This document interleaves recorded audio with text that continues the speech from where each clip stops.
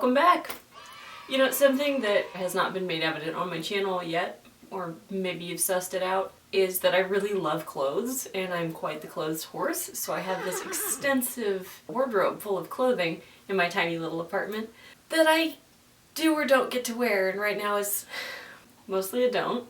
So I wanted to do this video where I could just closet cosplay everything that I enjoy and some things that I didn't enjoy so much, and then give it like a ranking based on how easy it was for me and how easy I think it would be for any typical person to closet cosplay that game. Naturally, I'm also going to talk a little bit about the game because the point of this video, along with getting to exercise my wardrobe, is to advertise these and like let people know about some games that maybe they haven't heard of or played before. So let's get into that. A couple of notes beforehand. Some of these games I found more difficult to work with than others, and about the third game in I realized that my initial takes, where I was describing the videos in costume, were totally not going to work. But I did leave a couple clips in which I think add to the video and enhance just how silly this whole project was. You know, when I decided to do off first, I didn't think about how weird the costume was gonna look as the first one out of the gate. Off, by developer Mortis Ghost, was released to a French-speaking audience in 2008, and later re-released to an English-speaking one with the translation in 2011. That is when I became invested in this game. It became super popular on Tumblr, where all the shipping heathens live, and of course, since Off has two key characters that are male and you can project a lot of personality on them, Zachary and the Battery, it was a big draw for the teenagers. Put up a picture of the Onceler. Yeah! Anyway, the brass tacks. This game has an incredible soundtrack, chiefly the battle music, Pepper Steak, and this beautiful surrealist vibe that really clearly lampshades Earthbound.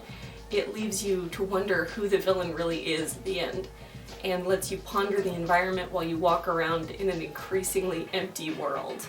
Battles are not terribly difficult, and the game is rather short, which makes it super accessible.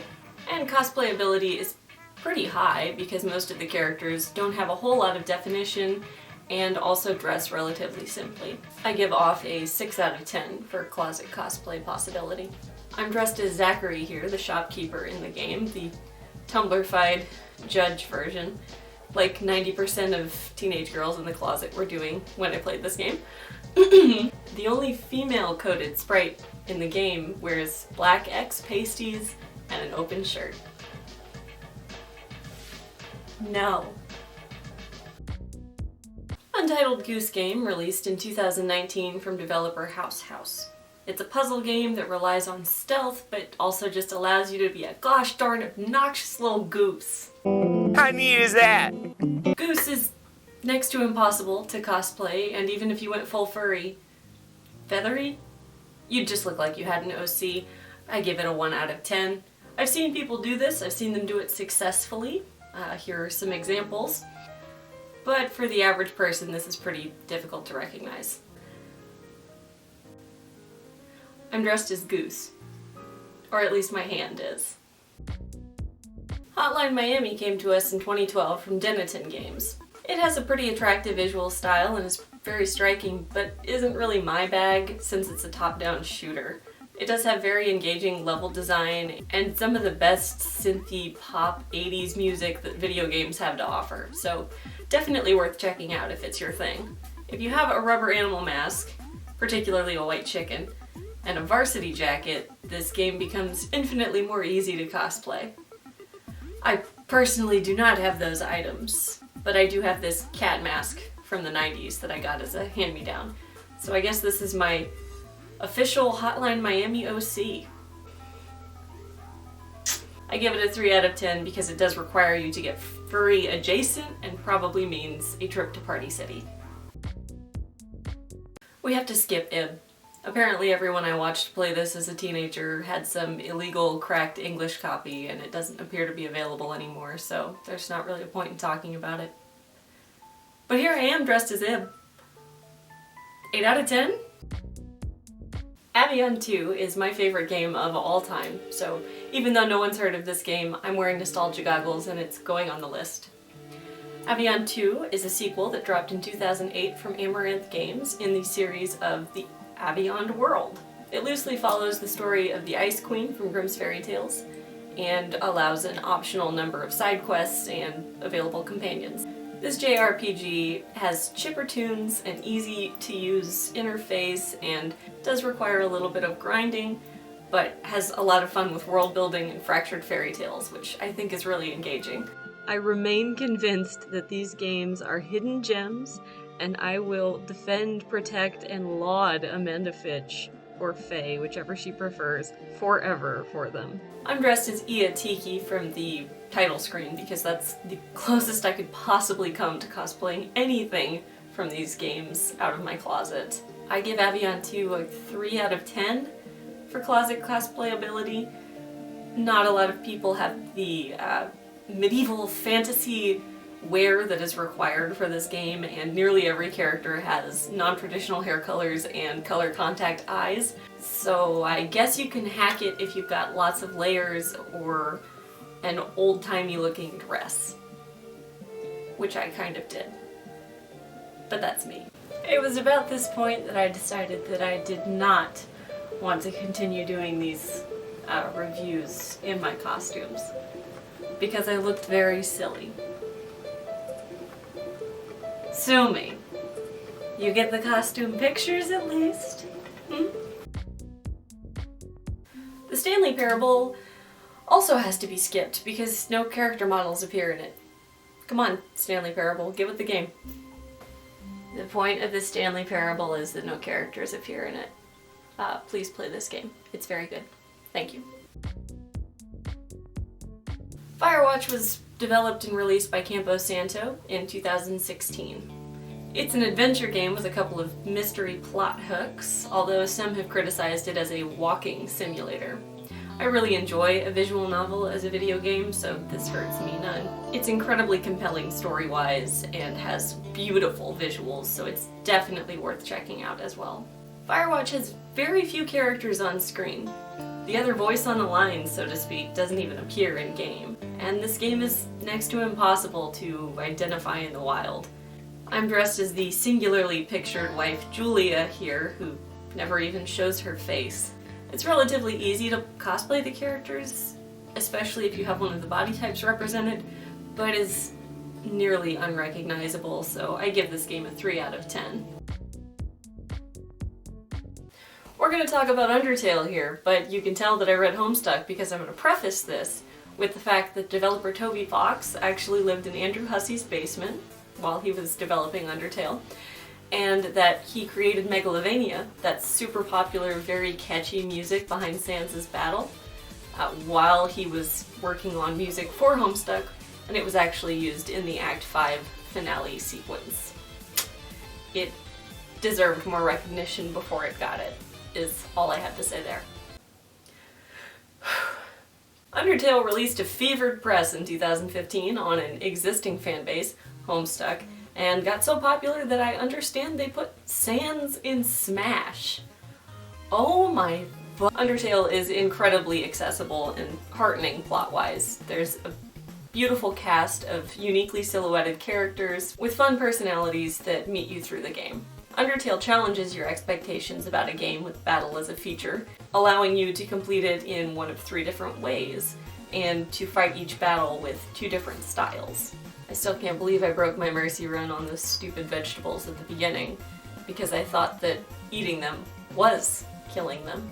It also offers you 3 different canon endings, and if you get an ending that you dislike, it really encourages you to go back through and play it again. Which is totally fine, because it's only a few hours long. I'm dressed up as Napstablook here because half of the characters are furries and I just don't own that content. Undertale mostly makes for a pretty challenging closet cosplay, but some of the characters are dressed more simply while still being recognizable, so I give it a 6 out of 10 for potential. Hang on. Is this better? Oh no, this is not better. This is not better. Amnesia: The Dark Descent is where PewDiePie made his initial bread and butter. I'm not kidding you, I was young once and I watched it. We all do things we regret. Amnesia dropped in 2010 from Frictional Games and immediately went viral as the playthrough community on YouTube began to establish itself. I highly recommend watching playthroughs of this game, or at least little snippets. I'll advertise one up here. Key.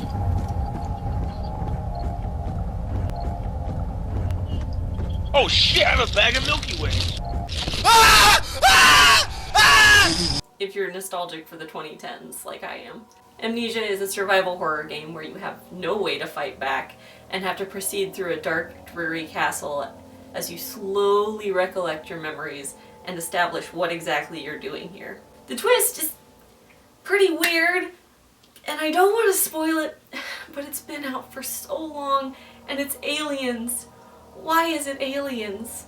What? Amnesia had a couple of follow-ups, A Machine for Pigs, which was kind of a disappointing sequel, and Justine, which was a shoot-off, and interesting, but ambitious, I think is the best word for it. I'm dressed as Daniel here, at least my interpretation as best I could do it, because my options were pretty limited, as you can see here. You understand why this game gets a 3 out of 10. Among Us was actually released in 2018 from developer Innersloth, but met its cult following in 2020 for events heretofore unnamed. Among Us is werewolf, or mafia, whichever is relevant to your culture. You track down the baddie amongst your friends and try to stop whoever has been doing the murders or has murderous intent. Among Us also has a fun twist where you get to do little mini-game tasks in between, since it's operating on an electronic game interface, so there is always something to be doing on your turn. Among Us is also nearly impossible to cosplay, because they are blobs with feet. Here I am dressed as Pink. Among Us gets a 2 out of 10? Is that Tupperware believable at all? The Cat Lady is my second favorite video game of all time, and it merits this list a little more than Avion 2 by way of reputation. It released from Harvester Games in 2012, and is pretty firmly a side-scrolling puzzle horror game, and is character-driven, but with an interesting plot about killing parasites for the Queen of Maggots to align them. There are a few different endings depending on how you did with the dialogue selections and the plot. The characters are super memorable, the mental health themes are visually evocative, and the story is very compelling and inspiring, as long as you give the plotline some believability leeway. But everything is so dark, it's very difficult for anything to visually stand out, which is why I'm dressed as Susan Ashworth here, and you can hardly tell at all. As a result, Cat Lady gets a 4 out of 10. I would have dressed as Mitzi, but I'm not punk enough to do that. Simon does make a lovely teacup, though. By this point, you're probably starting to notice that I play a lot of horror. I like horror. Sue me. Sally Face came to us from developer Portable Moose and released in 2016. It was followed by 3 more episodes and a cryptic notice from the developer that more could be in the works, which is good because while 4 had extremely interesting and compelling gameplay, the plotline and the resolution at the end left a lot to be desired. Like Cat Lady, it's a side-scrolling horror puzzle game, heavy on plot and heavy on character, and it has a lot of charm and nostalgia to it, despite being such a dark story. The kids got really into this one, especially the Russian kids on TikTok. Sally Face is pretty recognizable because the characters stand out so much in the screen, and it's set in the 90s, with a cast of mostly grungy metal stoners. Your main cast also dresses pretty plainly, so about 3.5 out of 4 of them can be done by almost anyone, so long as you've got the right hair type, and 2 of them have very common hair types. So Sally Face actually gets a 9 out of 10 for closet cosplay ability. I'm wearing Sally myself here, with this arguably bluish wig. But I cheated a little bit on this one. I had most of this already in reserve. I think it might be a little more difficult for the average person. Stardew Valley is bonkers, off-the-wall, technically amazing. And Eric Concerned Ape Barone should get every single accolade for his efforts. It was his 2016 breakout, a farm life, partially dating, partially just working sim, with a whole lot of heart, a lot of very cute characters, a vibrant aesthetic, and he's still working on it to this day to make it more involving, more engaging, and more rewarding. It seems like every few months there are new updates where you can interact with the characters in new ways. It can eat up a lot of your time, and you'll never realize because it's so beautiful and fun that you just sit there and play that world. The game also has an environmentalism and community story hook, which I think is really responsible, but it never beats you over the head with this and never punishes you for your gameplay style at all. Stardew Valley does lose some cosplay ability points. The characters are mostly modern and dress very simply, but they're not incredibly iconic, and the majority of what you see is a bust shot, so it's more difficult to get them correct, as so much of a cosplay is reliant on their facial features. I'm dressed as Haley here because she had the easiest outfit for me, despite all of us knowing that Leah is the best. This game gets a 5 out of 10. What Remains of Edith Finch, released in 2017 by Giant Sparrow developers, is an arguable addition to this list. Most of the characters that you ever see on screen are just singular portraits painted by one of the off-screen characters, or later released promotional content from the developers. It is a very interesting visual novel adventure game about grieving, family, and moving on. It is also nearly impossible to cosplay convincingly. I give it a 1 out of 10. Here I am as Edith Jr., based on the self-portrait doodle she drew and one of the aforementioned released photos. Night in the Woods is another furry game. I'm kidding. Sort of. It's a mystery side-scroller puzzle adventure with a high emphasis on character and story mostly. There's also a heavily featured Guitar Hero style minigame, which, depending on who you talk to, is really easy or really difficult. I'm not much of a fan of the forced decision at the heart of the game, causing the two story branches, whether to pursue time with one deuteragonist or the other, which led to my putting this game down and not picking it back up, unfortunately. I do have the patience of a toddler. It does feel like it was created with marketability at first in mind, as opposed to actual heart or a message or the pure joy of creating something, but it's still a neat experience and still has some good messages besides. Night in the Woods has an exclusively anthropomorphic animal cast, and they aren't the kind that you can really buy a mask for, like Hotline Miami. Once again, my go-to for this cosplay is my 90s hand-me-down cat mask, which looks eerily similar to May, but I'd give this game a 3 out of 10 as well. Cuphead is a 2017 release from Studio MDHR. It's experimental and beautiful, using old techniques done in the 1930s by traditional animation companies.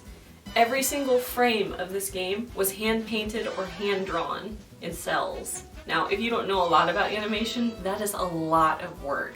Considering the majority of the games and shows that we have out there now are procedurally animated or done with puppets that you just pose, this is crazy. The love in this game really shows in the stitches, and there was no necessity for them to do all of this work, but it's really a testament to how hard work and showmanship can pay off. Since it's a purely combat run-and-gunner, it's not something I ever personally got into, but a lot of people very, very much like this game, and I would definitely recommend giving it a shot. Cuphead has very iconic pieces that you can use to cosplay each character, but since most of them are anthropomorphic something or others, it's prohibitive for closet cosplay. It only gets a 2 out of 10. I'm dressed as Calla Maria here because there are only 5 or 6 mostly humanoid characters, and she's the only one that had clothing pieces that I felt like I could reasonably work with. I really deeply considered putting that squid in the picture on my head, but it would not stand up, so sorry.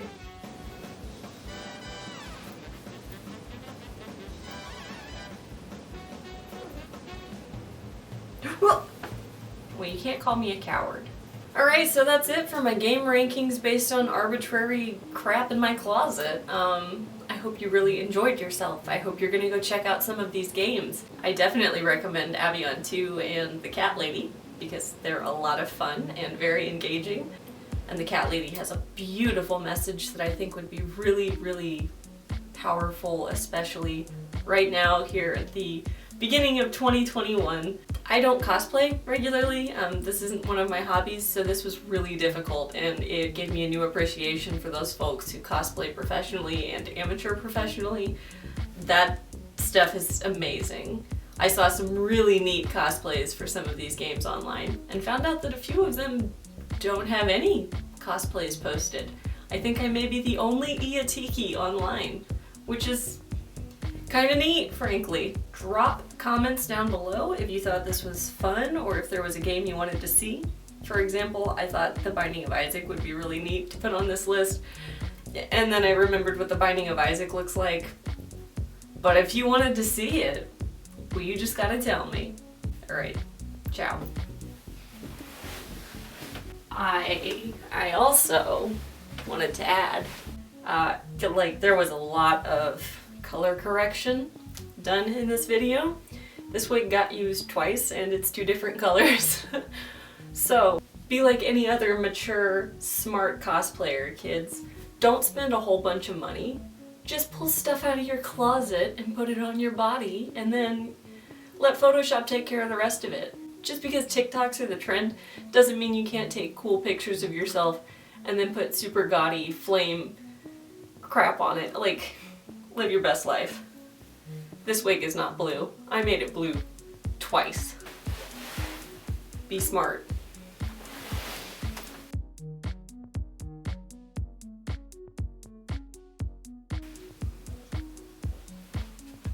Madeline. It's a mystery game.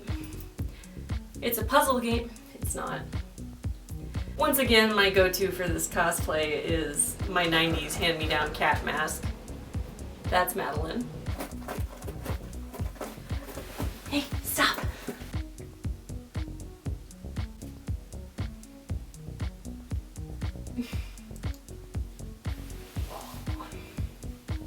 Thank you so much for being my teacup. Yeah, thank you, baby boy. You're a very handsome teacup.